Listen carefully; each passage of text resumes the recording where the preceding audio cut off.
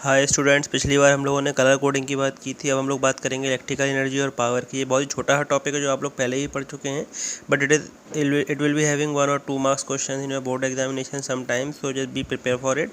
So just start with the electrical energy. Electrical energy क्या होता है आपका? अगर सिंपल टर्म में हम लोग डिफाइन करें तो कोई इलेक्ट्रिकल अप्लायंस 1 सेकंड में कितनी एनर्जी खाता है उसे आप इलेक्ट्रिकल एनर्जी कहते हैं। और डेफिनेशन अगर आप लिखते हो, it is the total work done by the source of EMF to maintain the current in the given time. ये जनरल डेफिनेशन है। अगर आप ये ना लिखना चाहें तो आप ये भी लिख सकते हैं, it is the total amount of energy that could be absorb by electrical appliance in a particular unit of time. एक पर्टिकुलर टाइम में कितनी एनर्जी एब्जॉर्ब करता है, जितनी एनर्जी एब्जॉर्ब करता है वही वर्क के बराबर होती है और वही हीट के बराबर होती है। So let us start here. Work is equals to voltage into charge. अब V बराबर IR होता है और Q बराबर IT होता है। ये दोनों फार्मूले हम लोग पढ़ चुके हैं पहले। So W is equals to, ये वैल्यू पुट करेंगे then we will get W is equals to I² RT। और अगर आप चाहें तो यहाँ पे V की वैल्यू को आप सिर्फ V की वैल्यू को V रहने दें और Q की जगह IT रख देंगे तो VIT भी हो जाएगा ये। ओके, इसके अलावा अगर आप V की वैल्यू यहाँ पे पुट कर देते हैं तो जैसे V² R/T भी हो जाएगा। अगर इस वाले फार्मूले में I की जगह V/R रख देते हैं तो ये फार्मूला आपका बन जाएगा।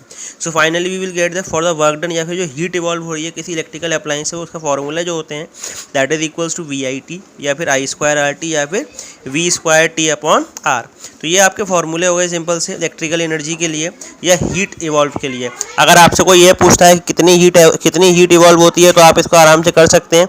इसके अलावा आप इलेक्ट्रिक पावर की अगर बात करते हैं तो इलेक्ट्रिक पावर आपका अगला होता है, that is simple the rate of consumption, यानी किस रेट से कोई पर्टिकुलर अप्लायंस इलेक्ट्रिकल एनर्जी को कंज्यूम कर रहा है। जितनी ज़्यादा electrical appliance energy, for example आप समझ जैसे एक बल्ब ले लो छोटा सा, या CFL ले लो। बल्ब पे जनरली 60 वाट या 100 वाट लिखा हुआ आता है, जबकि CFL पे 12 वाट 15 वाट इस तरह से लिखा आता है। तो इसका मतलब होता है कि वो बल्ब जो है 1 सेकंड में 60 वाट एनर्जी ले रहा है, वहीं दूसरी तरफ जो CFL है वो 15 वाट या 9 वाट या 5 वाट एनर्जी ले रही है, तो वो कम एनर्जी ले रही है, तो उसकी पावर भी कम है। So that is the power is the work done per unit time या फिर electrical energy consumed on per unit time. तो P is equal to E/T, unit joule per second, और इसकी ऐसा यूनिट होती है वॉट, और ये एक स्केलर क्वांटिटी है। ओके, अब अगर E, क्योंकि E जो है वो एनर्जी है, मतलब वर्क डन है, एक ही बात है, तो अगर हम यहाँ पर VIT लिख देते हैं तो T से T कैंसिल हो जाएगा, then we will power is also equals to V into I। Okay, next V is equals to IR into I, that is the I² R। तो I is equals to V/R, यहाँ पे value put करेंगे then we will get V² R। तो similarly will get the 3 formulas VI, I² R, V, यानी यहाँ से T remove हो गया है सिर्फ। ओके, ये कुछ कॉमन यूनिट्स हैं। 1 वाट 1 वोल्ट एम्पियर के बराबर होता है, 1 किलोवाट 1000 वाट के बराबर होता है, 1 मेगावाट 10⁻⁶ वाट के, 1 HP 746, यानी दैट इज हॉर्स पावर।